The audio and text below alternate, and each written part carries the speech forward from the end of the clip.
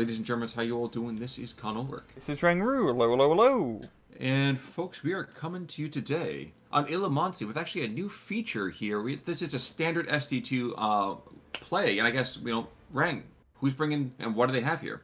Well, on the left-hand side in the blue, we have Alphadog AI testing, playing Panzer Division Tatra with a balanced income. And on the right-hand side in red, we have Gonzo playing Task Force Butler with also a balanced income. So we haven't really buttled before, and I haven't really had practice any tantras recently. So what's going on with these two divisions? These are the part of the new free LC, correct? Yep.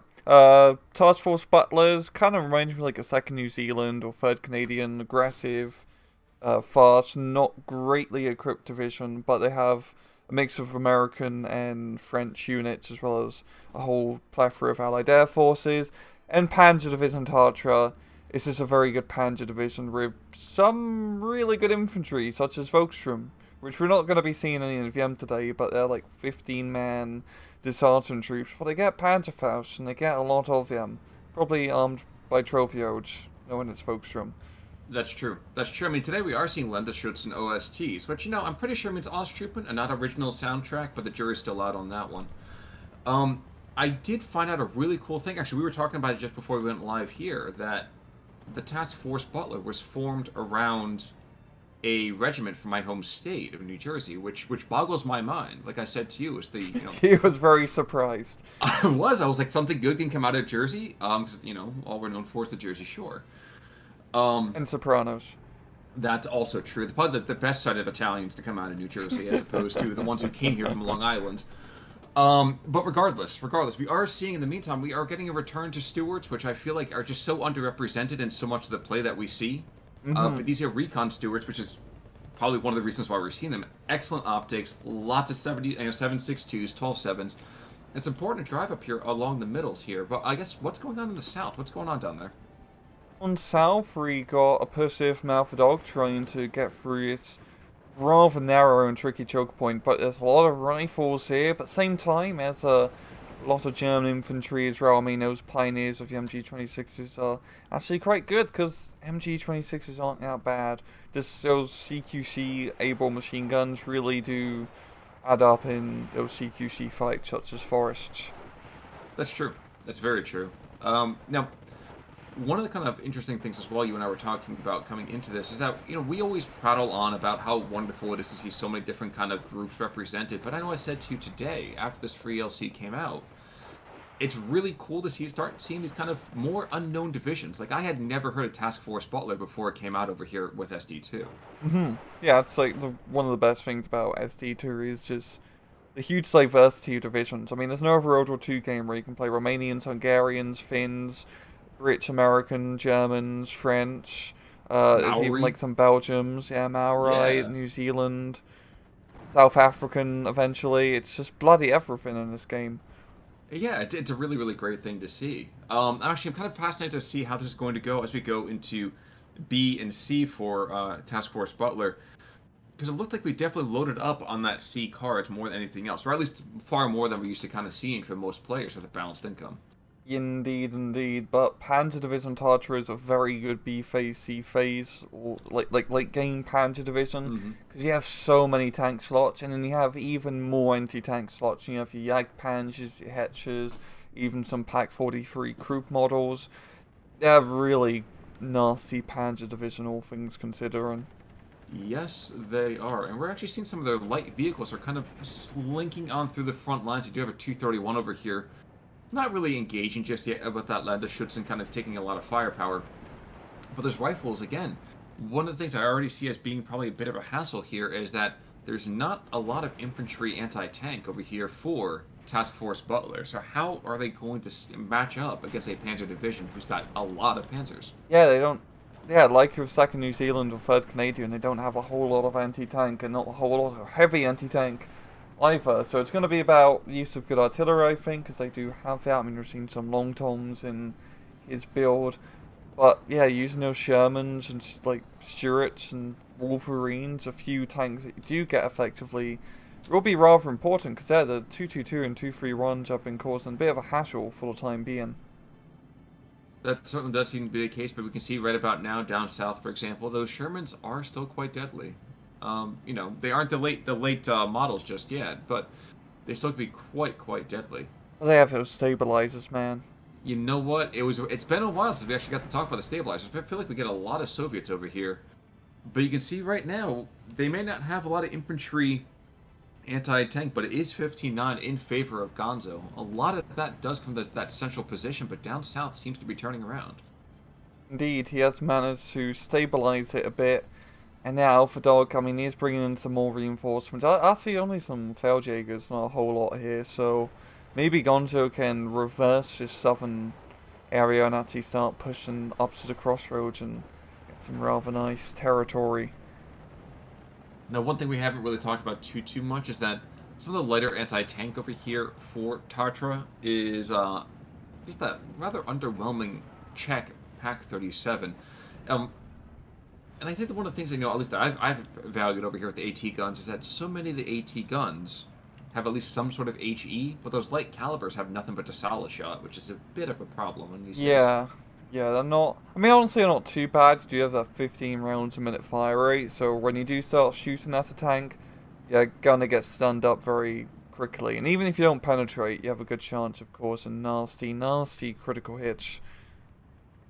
But that's the thing. I mean, it's great that you can get some criticals and all that, but you don't really want to try to be bowling for taking out that infantry. This is not, Nope. Napoleon Total War kind of idea. No.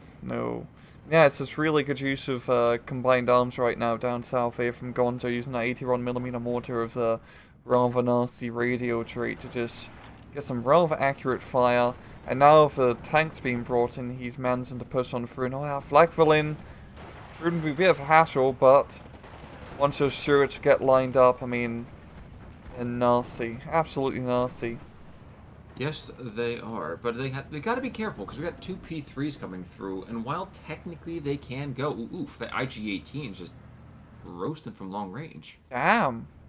That's shocking. Those guys never hit anything. Yeah, and you have so low amount of heat shells that they usually run out before you kill the target. But yeah, really good clutch from the IG-18. But we do have two P3Ls coming on in, and their skin, there's not that thick. I mean, they do go down pretty easily, but you can't turn your back on them just yet. No, in a CQC fight like this, they're honestly not that bad. We do have those AP shell shells, which allow you to get through the thickest of armor, the high veterancy works, and well, they're a little bit more much more expendable compared to a 75-point Panzer IV. True. Now, I do want to leave the middle here the bottom for half a second. We'll be right back to it, because up to the north, we are seeing the central position has fallen a little bit awry over here for Alphadog testing as well. Yeah, this is a really good position Gonzo's meant to get himself into.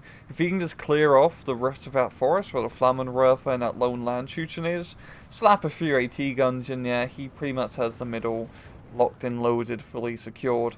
Of course, at longer range, it's going to have a little bit of issue. I mean, that Ronyag-Panzer is going to be very difficult to deal with because you don't really have the heavy AT with Task Force Butler. No, well, you have the M10. You have the M10, indeed. Actually does have AP shell cells, which helps out a bit, but it's really all you got. And even if you just get some criticals on that too, it feels like the Jagdpanzer seems to have a higher crit occurrence. I know that's an observation bias thing, but I feel like the Jagdpanzers have two settings, and neither one of them is healthy.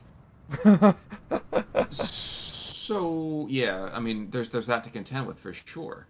Yep. Down to the south, of course, in the moment that we turned away, M4 has been bailed out. Regrettably, there seems to be very little blue over here around this crossroads any longer, and I think that has been a consequence of those rifle late BARs, which are rather deadly, I have to say. Yeah, I mean, all semi-automatics. Yes, the bar isn't a great machine gun at long range, but it can fire CQC, which in the forest fight is pretty damn good.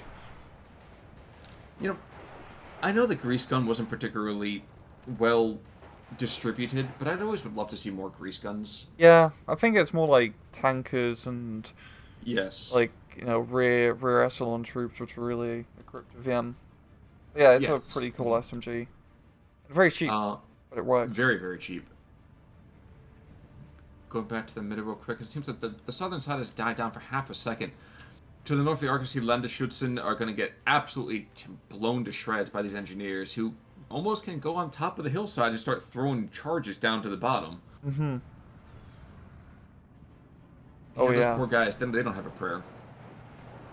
I don't think Landshützen opener has really helped Alphadog all that much. He's been losing these rather critical infantry fights, and honestly, they're not that bad for 15 points. They do have a bloody machine gun for 15 points disheartened. That's not bad, but he definitely needed some more quality CQC infantry because all these important fights have been CQC fights, and he's starting to get some SS Sturm Grenadiers up north, so maybe I could start turning the tide up here. Also, we've been preaching about the opportunities for Alphadog's AI testing's tanks, and at the same time, we just missed. At least I did. I missed a P-38 run that came in and killed the Jagdpanzer. Oh wow! The M10s killed the Stug, and down to the south, while we do have the Sturm Grenadiers, I have to wonder, would they be better served going to that central position to kind of shore things up? Or he's got some going center too. He's sending the Sturm Grenadiers up north. Oh no, never mind. There was one going north. Yeah, I do see what you mean. Some infantry to get back into that forest would be quite critical. You can't really afford to lose that forest from Alphadog's side. Or indeed, even look at the investment of how many P3s are going to the south. I feel like you gotta be spending a couple of these, at least a central position. Yeah, I think he's really just trying to bet on making his southern push work. And honestly, he can do it. The M4's bailed out. There's a 57mm gun slowly moving up, and I don't think all these rifles can deal with all of these Panzers. But there's another Sherman coming. There's Marquis Sards coming. And there's mortars down here. I feel like that's the one thing that we're missing is that, yes... Oh, wait, never mind, I have to take that back. Because there's M10s and Shermans and a mortar up to the northern side with radio support. Mm-hmm. And now another M48-105 is being brought in as well. So, I take that back. I think I was just looking at the flag dispersion and the difference in flags as we speak. And I just felt very, very awkward about the current situation tactically. Yeah, with a map like, well, this map in particular, really the central point is such a vital point because it is so flag-rich. I mean, this is why Gonzo does have this rather gnarly lead so far. But yeah, for Alphadog, even if he wants to do anything meaningful in the center, he kind of needs to retake the south because that's kind of the main road into getting into actually a really good underbelly in Gonzo's line here. If he can retake the south, go up the road, there's like a bunch of flags he can pretty easily take. You know, you're absolutely right, and that's something I hadn't quite considered on the face of it. I am fascinated to see what happened with this French Marquis Sards coming on in. Because the Landesschützen, as we've talked already, those guys have already just kind of folded like a cheap card table. But against the Sturm Grenadiers, that's going to be a rather different story. Yeah, they're much, much better equipped. Very, very well equipped. Whenever you have Sturmgewehrs, I don't think you can complain. No, but when you have 3 squads that all have Molotovs, I think it's probably a better idea to maybe gripe a little bit. So yeah, those Marquis Sarge are really good for 25 points. You got the 3 stands, the Molotovs, the Raider trait, the CQC machine gun. They're pretty damn decent. You know, and I want to... Ooh, shooter killed already. The 222 has gone down. M4 has made it very much out of line of sight here. Guys, redeploy that tank. Yeah. But that's not going to be happening. It looks like he's going to engage that M1 instead. Which, at the end of the day, is probably a better call for him anyway. Yeah, and the Marquis Sarge are making fantastic progress through the forest, cutting a pretty deep hole in Alphadog's line. Well, I think part of it, too, is he tried to, like, a vague kite, but I think that the rest of his infantry wasn't able to swing around, and his light vehicles were too busy engaged in the Sherman to maybe start supporting the push against the Marquis Sards. And you can see right now, the Sturm Grenadiers come out to play against a K98 and an FM24. That's not too much to worry about. Yeah, long range of Sturm Grenadiers are all pounding him. But also being pounded is Alphadog's infantry. Because this is such a choke point area, those 81mm mortars are causing absolute havoc. And we're seeing the same thing from the German side. 81mm starting to be brought up. And yeah, artillery in the southern side is a very strong tool.